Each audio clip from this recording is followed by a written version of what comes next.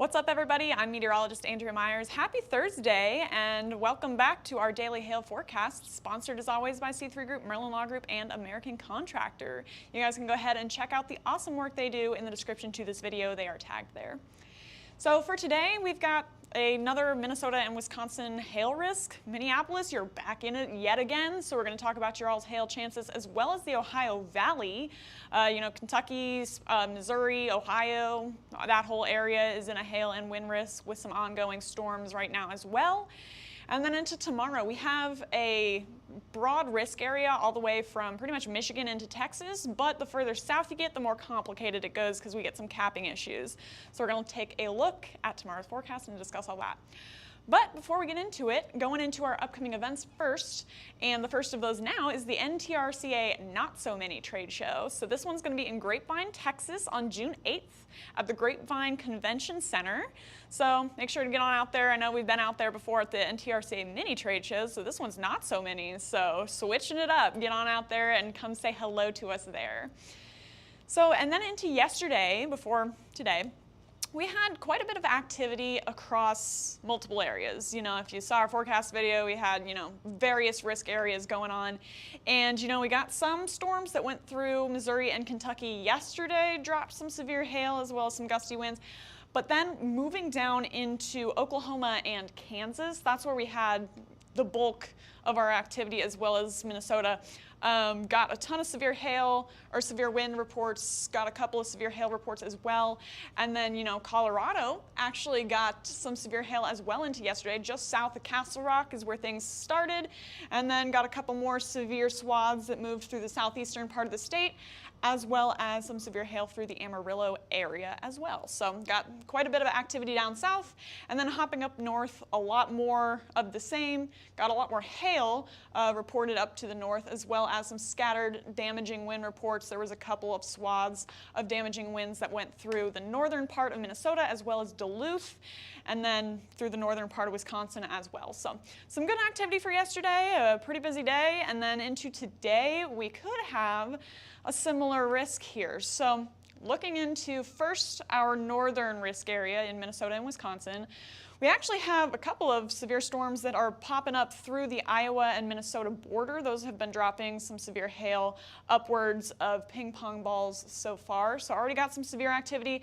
And then we're going to have the bulk of activity pop up behind that later this afternoon and evening once this part moves out of the way. And then we get that clearing back behind it. And then down into Kentucky and the Ohio Valley. Also got, a new severe warning. You can see that storm develop just right here on our radar loop. Already getting warned as that moves into Indiana. And then this, you can see the spin of it. It's called an MCV, but you can see the spin of this system right now, and that's gotten all sorts of turbulence with it as it moves towards St. Louis, bringing some gusty winds as well as some hail chances as this continues on this afternoon. So for the rest of us, again, it's going to be pretty summer-like conditions, warm, muggy. I mean, it's 87 in Dallas, 89 in Houston, 79 degrees in Kansas City. And then once we get up into Minnesota and Wisconsin, then we got a little bit of a cold front that's already starting to track its way through the Dakotas and into the area, and that'll help pop the storms through the north. And then just a ton of instability through the Ohio Valley, and then we have a small trough that's going to continue to move through, spinning this away as it moves off to the east, and that'll continue to foster our storm development for the next few hours.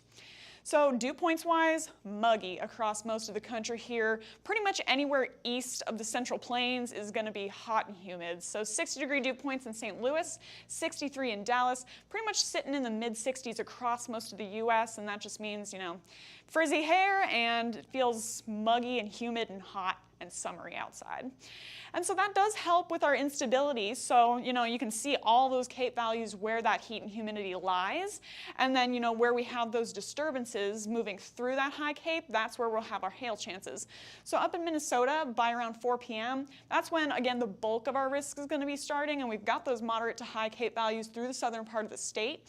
And then through Ohio, Kentucky, Illinois, Indiana, got a ton of it there as well as that system continues to truck along. Then, as those storms develop and move through the area, we're going to see those CAPE values taper off. However, enough to get us definitely some good hail chances into today. That plays into our significant hail chances, so CAPE is one of the values that this looks at to see what size potential we have on our hail. So, the warmer the colors, the larger the size possible. And so here we are by 3 p.m., just before storm initiation through Minnesota. And we've got moderate values through the Minnesota-Iowa border. So again, we could see some larger hail with that. And then still seeing some pretty nice warm colors through Missouri, Illinois, and Kentucky as those storms continue over the next afternoon and into the evening hours. And then again, as storms go, we're going to see more of the same through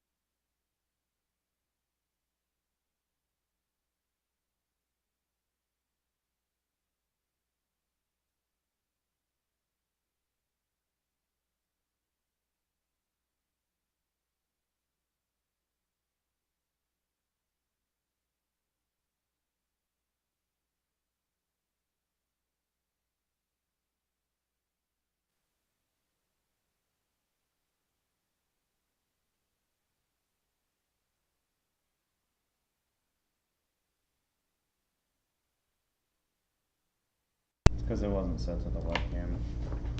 Should it be good now? Oh, cool. Okay. Alrighty, so I think you guys should be, okay, yeah, I can hear myself now on the headset. Alright, so, oh, cool.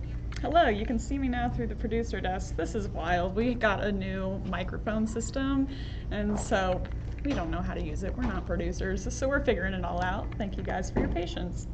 So I'm going to go ahead and do this from the producer desk, but getting back to what we were talking about, we have our significant hail model here, and so by 6 p.m., we're going to see those high moderate values moving up towards Minneapolis. And with that, we could continue to see some large hail chances moving through the metro area as well as La Crosse. So if you guys are in either of those areas, stay tuned. As well as the Ohio Valley, that's going to continue on for the next afternoon and evening. So that's going to keep on going. And then as the system moves off to the east, we're going to see those values shift off to the east as well and start to taper out overnight.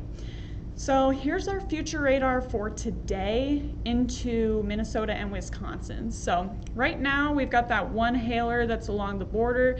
It's producing severe hail, however, it's just the one. We're going to see bulk of activity developing by around 3. Here we are by 3:30. Already got the models picking up on a cell just south of Minneapolis, and that could be producing large hail along with some gusty winds with this little guy as it continues to develop storms through the area with that cold front. So there we are by 3:30, and then by 5:30, there you go.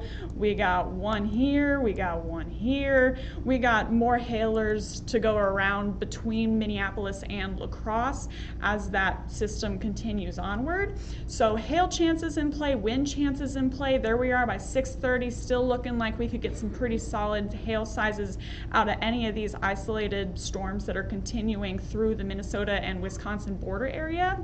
Then as we move into the evening hours, so here we are by 7:30 Central, we start to see storms developing now along the, I believe this is the 94 corridor, and those could be hailers as well as that continues off to the east. I'm like checking back and forth between my comments. So if you guys have any questions, drop them in the comments and I'll try to monitor those as well.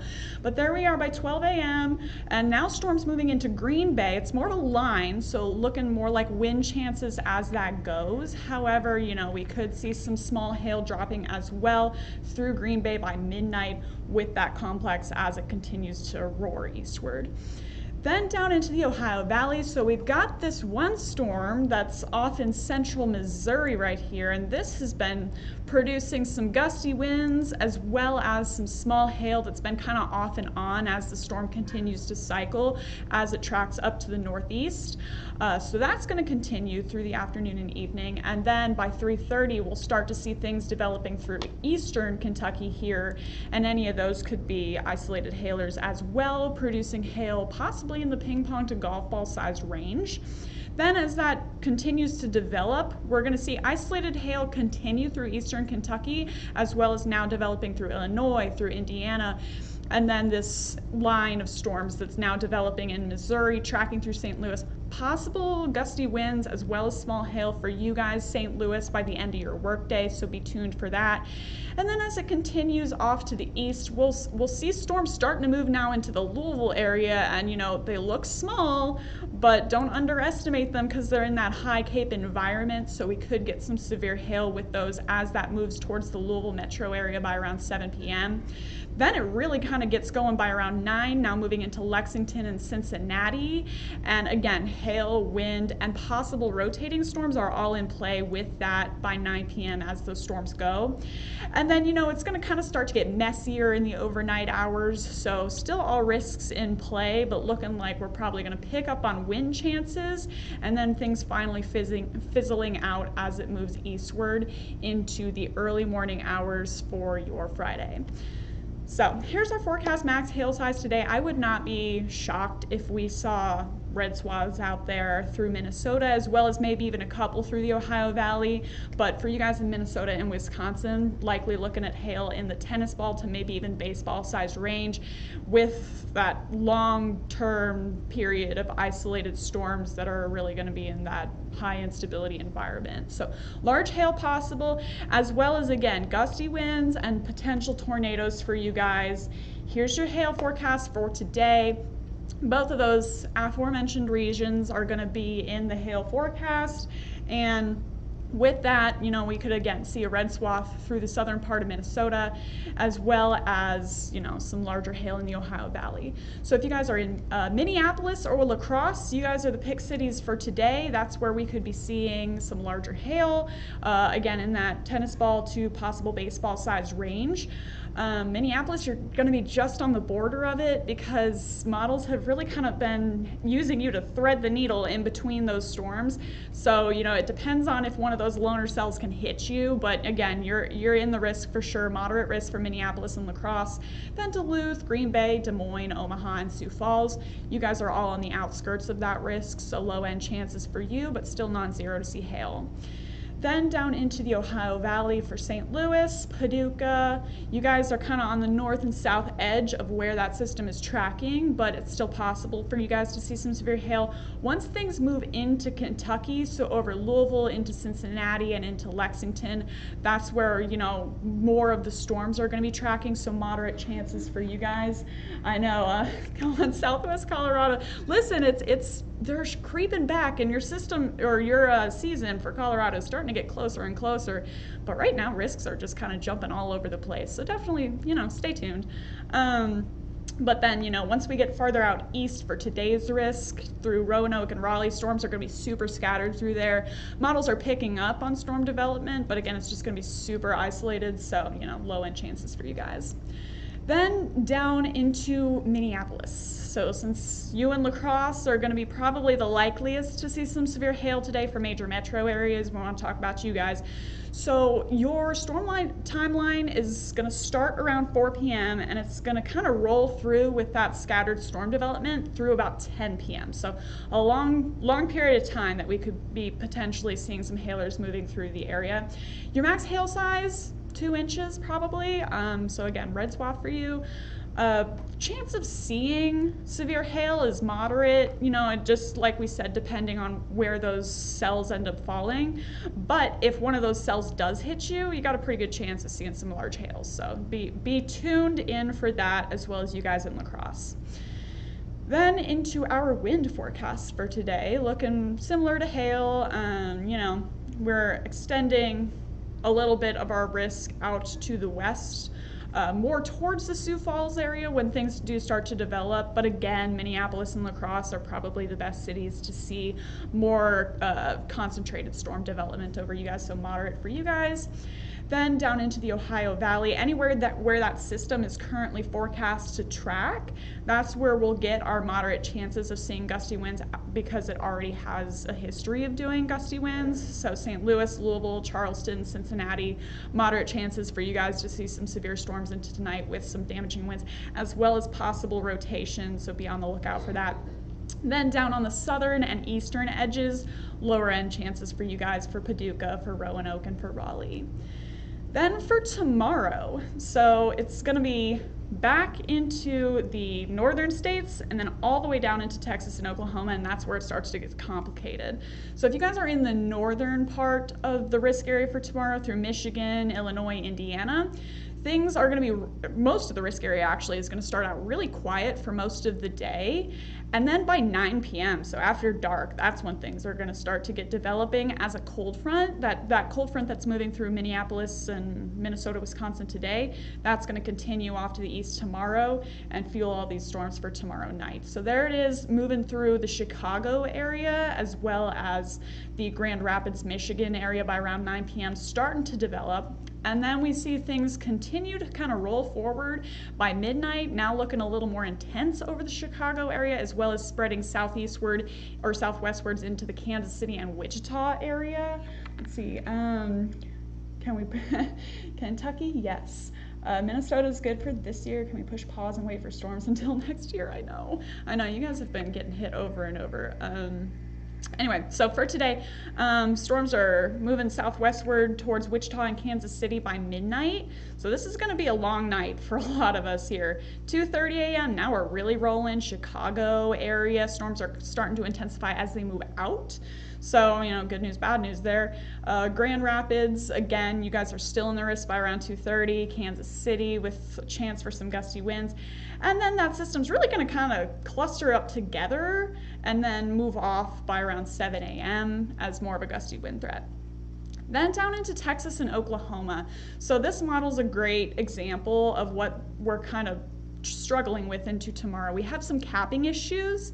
If that cap can break, which a couple models show it doing, we could get some pretty intense storms through the area right between Oklahoma City and Dallas.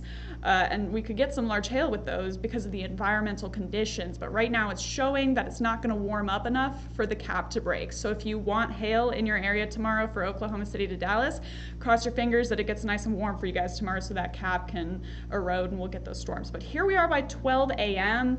Again, those storms moving towards Wichita, and we'll see them kind of try to spread to the southwest. There they are, moving sort of into Oklahoma City by 6 a.m., but not looking super intense. So it just depends on what the cap does for tomorrow, if we can get those large hail chances for Oklahoma City and Dallas. So there you go. Here we are for our hail forecast into tomorrow, all the way from Michigan into Texas.